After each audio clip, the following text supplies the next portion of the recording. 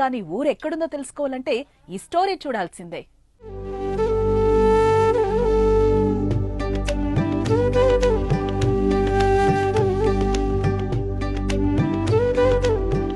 పల్లెలు అంటే ప్రతి ఒక్కరూ ఏదో ఒక పనికి వెళ్తూ ఉంటారు.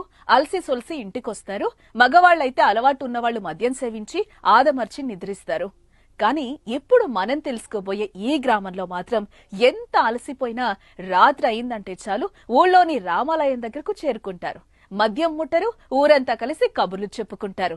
చిన్న పెద్ద ఆడ మగ తేడా లేకుండా అందరూ కలిసి ఆడుతూ పడుతూ ఐక్యమత్యంగా ఉంటారు. మనకు ఇక ఈడ కుల భేదం లేదు, ఈడ తీసేది లేదు, ఈ కులం వస్తుంది ఆ కులం రాదనేది లేదు. మొత్తం ఊరు మొత్తం ఐక్యతం. వీరి ఐక్యమత్యం ఎంత అంటే గ్రామంలో ఏ ఒక్కరూ వేరే వారితో గొడవ పడరు. పండుగలన్నీ కలిసే జరుపుకుంటారు. గ్రామంలో 3 ఏళ్ల కిందట కొత్తగా రామాలయం